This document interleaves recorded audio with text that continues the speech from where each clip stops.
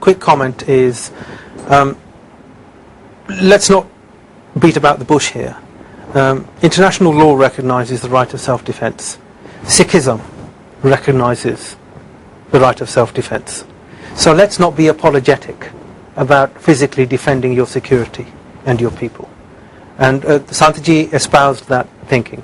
But let me just also add, we haven't just had violent confrontation between centre and state in the Punjab context. You've got this in Kashmir, you've got this in Assam, you've got this in Nagaland, you've got this in Manipur. Don't look at the Sikhs and ask them questions about why it's all gone pear-shaped and why violence has erupted when it comes to India dealing with regional aspirations. The question must be addressed to Delhi. Delhi has a policy of suppressing nations, of suppressing legitimate political aspirations, and that inevitably leads to violence. And I can share with you certainly my thinking that Delhi is responsible for more violence than any of the Qawms we have referred to. If you look at the separatist movements, if you look at the autonomy movements in India since 1947, if you take into account some possibly 200,000 Sikhs killed since the whole Punjab agitation came up, when you look at Kashmir, you look at the northeast, you are looking at hundreds of thousands of people killed by genocidal policies of an Indian state. Yep. Now this is systematic violence. So why is it that we are asking of ourselves the question about the use of violence, whereas we actually know that people who are using violence as a matter of policy, state policy, are the Indians? Okay. Let's just go back to the time of 1984. So, Hodisa, I know you want to say something on this. Operation Blue Star. Where were you at that time when Operation Blue Star was taking place? I would just like to say, firstly, that Sant Jarnail Singh was a person. Okay, just move the mic up a bit so we can hear you. Sant Jarnail Singh was a person who stood up for his rights. Right. Not for just his rights, for the rights of all the Punjabis. Right. Whether they were Hindus, whether they were Muslim, whether they were Sikhs. He was saying, if you want to be a Sikh, be a true Sikh. And if you want to be a Muslim, be a true Muslim. So he was a great person. He led from the front. And I know you want to come back to 1984, Operation Blue Star. Where were you? I was in England. Right. I've been here since 1958. Right. I came to England when I was 8. Yeah. I saw everything on TV with my own eyes, and my children and everybody else was watching what was happening to Punjab. And Punjab was being burnt. They say that the Indian government attacked the Golden Temple. It wasn't just the Golden Temple. They sealed whole of Punjab. And the press was thrown out. You were just saying that couldn't we have told the story through the press? How can you tell a story through the press when the press was thrown out? Media was thrown out. Mark Tully was thrown out. The BBC correspondent, Mark Tully. Yeah. So that is one thing. And the other thing is, you say that writing should be done. There are certain Sikhs who are writing about it, but their books are being banned. Right? And whole of the Punjab, the Sikhs are treated as everybody is a terrorist. Why? Because Sikhs are asking for their rights. And is rights asking for our rights, is that a terrorism? Then if that is a terrorist, I'm a terrorist. But if that isn't, I'm asking for my rights here.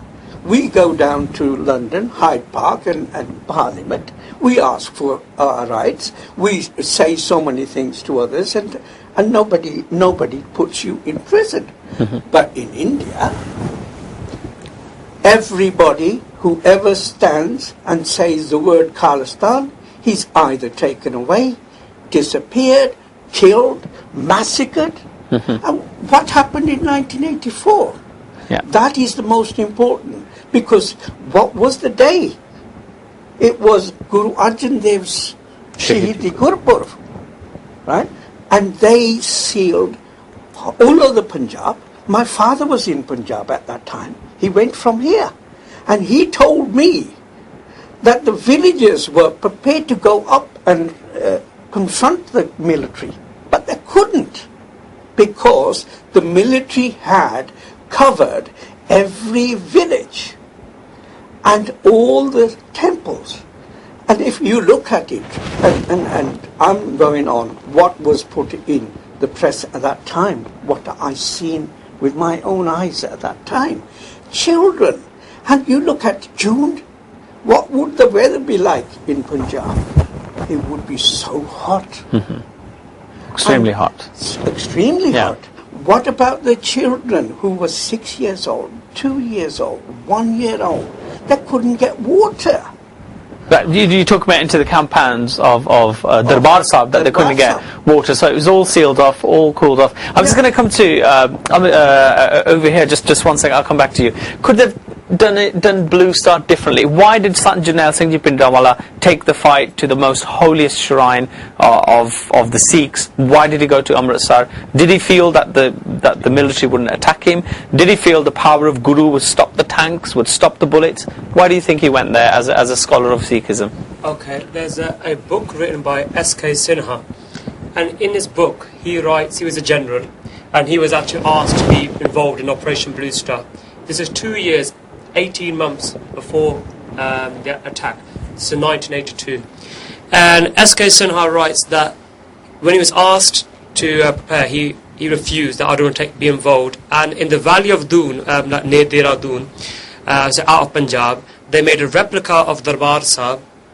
So they made a full complex there, they built it, and they had a planned attack there, so they practiced. And at this point, Sant Jarnail Singh Bhindranwale or any of these Singhs, they were not in the Golden Temple complex at that point, they were not staying there. So why did Sant Jarnail Singh go there? He knew it was going to be attacked. It was inevitable that the Darbar Sahib complex was going to be attacked, because it was the heart centre of the Sikh faith. And it was inevitable that they wished to. It wasn't about flushing out terrorists. They wanted to. It wasn't about that the Sikhs are terrorists. Actually, the government, they wanted to terrorise the Sikhs themselves. So there was already a plan happening, and this is S.K. Sinha. I think we need to go to independent sources. Mere varga ja bhai sahab varga ja anybody here, because we all biased. As a Sikh, as a Amritdhari, we always as a Sikh the haq vich bolna hi hai. But let's go and ask independent source. S.K. Sinha General, read his book. He said it's planned 2 years before. I've also bought the book Operation Blue Star by K.S. Brar. He was a Bindu of Jarnail Singh Bhindranwale from the same village. And in his book, which is obviously biased towards the Indian government, he also writes that 2 years before that, they had planned the attack. Now, if you look at the Indian government white paper about 1984, in there it says the reason they went to Darbar Sahib, their justification, was to flush out 38 terrorists, militants. They gave names of 38 people. And they had to say that in Parliament, so that was a Congress party. Then in the Lok Sabha, afterwards, the Congress party admitted that out of those 38 people, most of them were, this has happened in Lok Sabha, the Gal, that